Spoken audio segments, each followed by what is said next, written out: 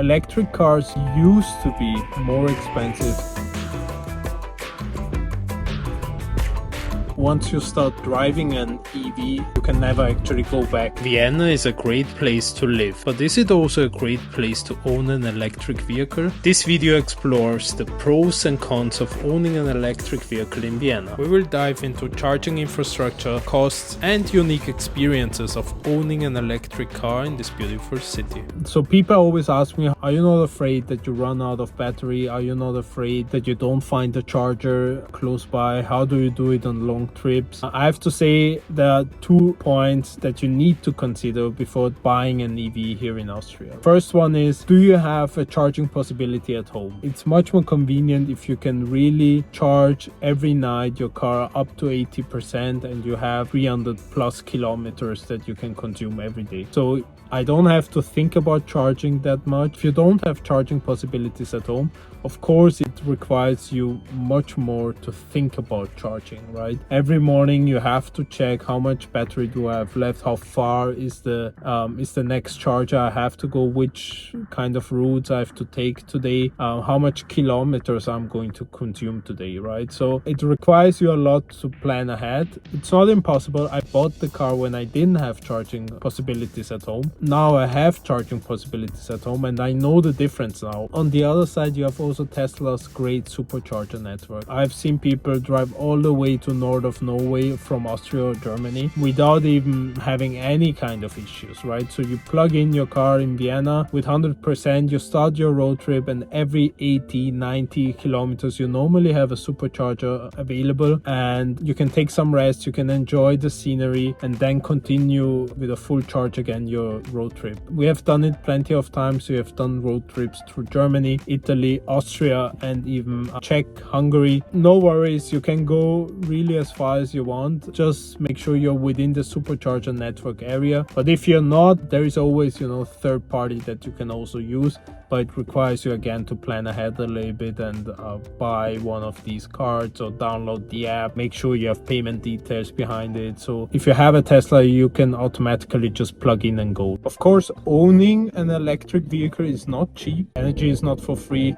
So if you charge at home, we pay around 17 cents per kilowatt, which is well priced, I would say. To give you some understanding, I would pay around 10 euros for a full charge on my car, which is amazing, right? So 10 euros for around 330 kilometers is a great value, I would say, if you compare it to a traditional car. So electric cars used to be more expensive than combustion engine cars. That was the reason I think the adoption really needed some time. But nowadays, if I look at the prices for a Tesla Model 3 compared to I would say in this class, you can compare it already to a BMW. You get much more car for the same price almost, and then maintenance costs every month need to be considered as well. There you have a big advantage with electric vehicles because electric vehicles are much cheaper to maintain than traditional cars. To give you an example, in Austria, if you own a car, it's mandatory to have a basic insurance for your car, right? So if you hit somebody, God forbid, you need a basic insurance that covers those expenses. So my BMW cost me every month, just for insurance, basic insurance, 120 euros. For the Tesla, I'm actually just paying 25 euros every month. So that's already a big saving every month just for basic insurance. So when we bought our car 3 years ago, I really spent a lot of time into calculating if it makes sense for us financially. I was always interested in the innovation and the technology behind electric cars, but I didn't want to invest in it if it doesn't make any financial sense. A car never makes financial sense, but I didn't want it to be a burden on our monthly expenses. When I made the calculation, I actually realized that yes, an electric vehicle is going to pay off for us. It's going to make financial sense. So on the maintenance side, I have to say I can only compare it to Tesla, and Tesla is quite expensive when it comes to repairs, right? So if you have to do something out of warranty, it's normally expensive. I'm not sure if that's an EV thing, so I'm not sure if a BMW electric vehicle is going to be as expensive, right, when it comes to repairs. But for Tesla, it's the case. If you have to replace the door handles, for example, suspension, very expensive. Overall, there isn't really much to break, right? The only thing I had to spend money on was the door handles. I had to replace already 3 out of the 4 door handles. So once you replace them, they're fine, but the original ones, they are quite buggy. And each single one of them was 200 something euros. Oh, boy! So, but otherwise, I didn't really have to replace anything on this car, right? So it's as smooth as you can imagine. One big fear of owning an electric vehicle is the battery, right? So that's the negative news you read in newspapers. The customer had to replace his battery and it cost him 20,000 euros. Yeah, that's true. So if you destroy your battery or your battery gets destroyed, of course that's a hefty fee, right? Because a battery is expensive, and the battery itself is, I think, around 8,000 euros, but plus installation, I think it's around 14,000 euros, depending on the battery size. I haven't really looked up the engine replacement cost, but if your engine of your car breaks, I think that's also quite expensive to replace. So the batteries normally don't die overnight, right? So you see it coming for a long time in advance, right? So you see some degradation, you see problems during charging, you see performance issues.